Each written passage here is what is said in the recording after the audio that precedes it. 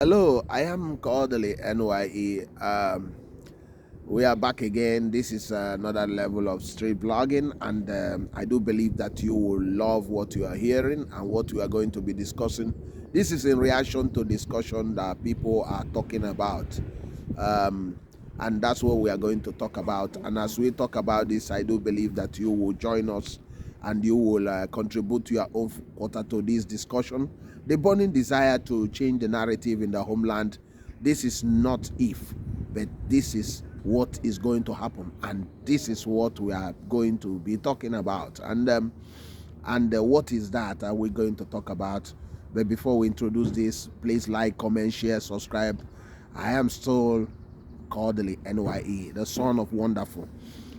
Um, a discussion was going on, and in that discussion, some people were talking about that they need to commend the present leadership in Anambra State, led by Professor Charles Chukwuma-Soludo, and the others were asking why should the government be commended. Is that not their function to operate as a government, provide infrastructure and other things?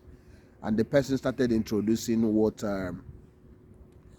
he wanted to discuss. And what is that? He's talking about the dualization of the roads in the state, the major dualization that is going on, especially this Amobi Agolo and Agolo Newi Ozobolo Okija.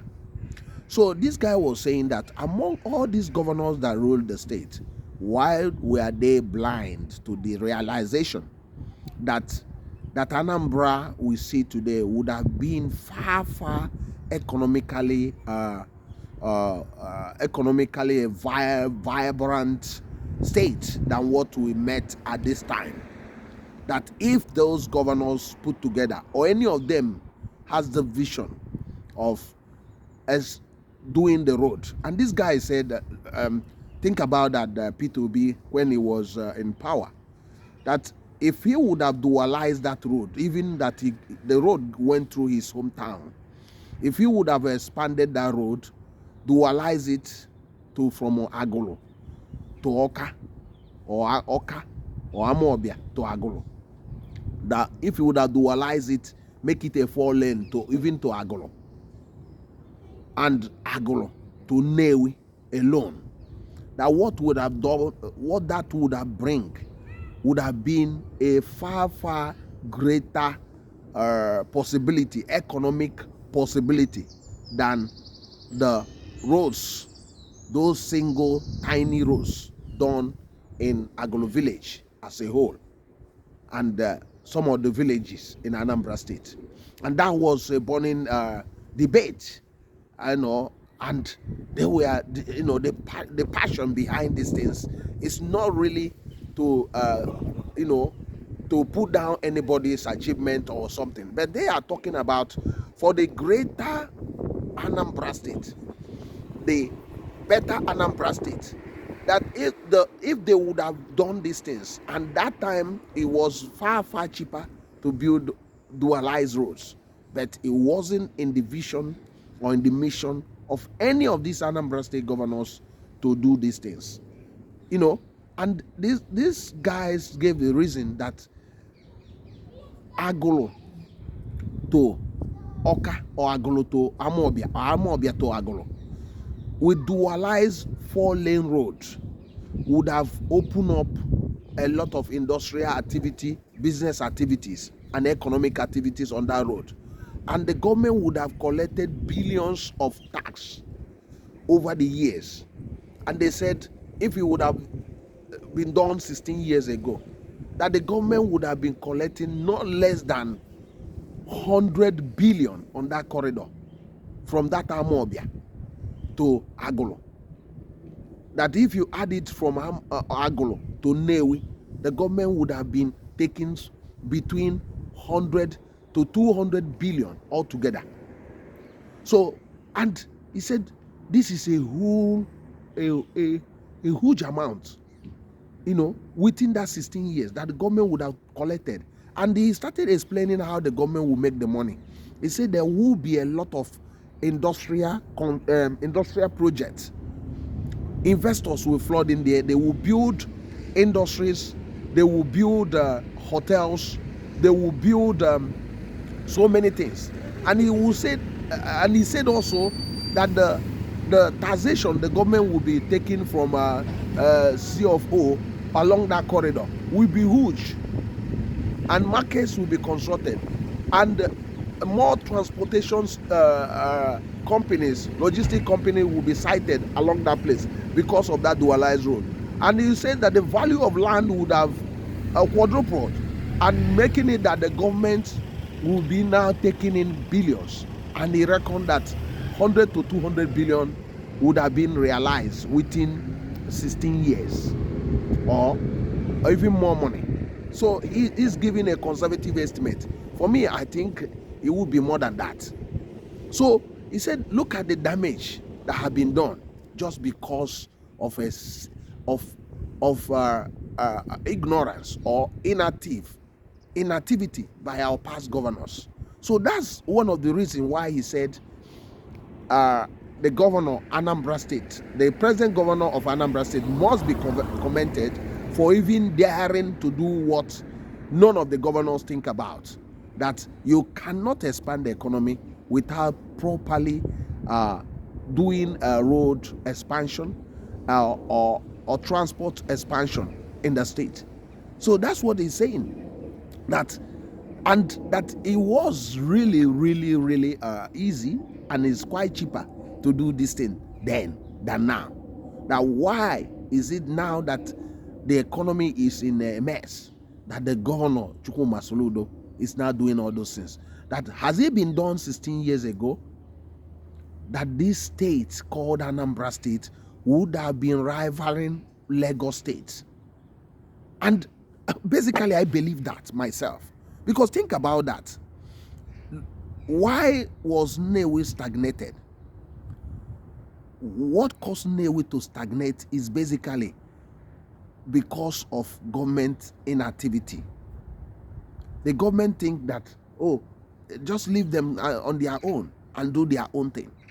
So because of that, Nnewi, in spite of their ingenuity and the industrious nature of the people and the entrepreneurship powers they got, and the money, the wealth, they cannot go far enough, because the government it's only the government that can construct roads, major roads, especially what I mean is dualized expansive roads and rail. So remember, this guy was only talking about road. He has not even talked about rail yet. So, and that discussion was what actually, pull other people in, because what he's talking about is something extraordinary. And it's not something that is also difficult to understand. Even to a layman can easily understand why he's saying all those things.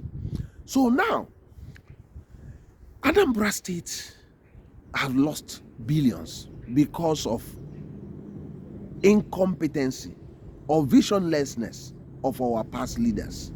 No matter how we love them, no matter how we praise them to high heavens, they have actually put us in a bigger mess than what we should have been. Our population would have actually expanded so much than what we are seeing now. The movement, or the basically the population that happened in our homeland would not have happened, because most of those villages we see along those corridors would not have been villages and would not be villages anymore. They would have turned into production areas, because the roads would have make the journey, make the ease of business in the state far better. And think about that, some of this investment will be on schools, in health, in education, entertainment. Think about that. If that roads were built, that Agolo Lake you see would have actually be giving the government something like 50 billion on its own, because tourism would have increased on those areas. Think about that. Logistic companies and haulage firms would have been established. So blue chip industries, blue chip companies would have come in the state, and they will basically turn around the state economy, and the economy of the state would have been something of something that even Lagos will only dream about.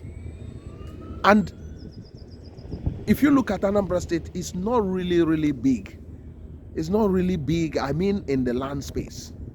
So meaning that it's far cheaper for them to would have constructed that road.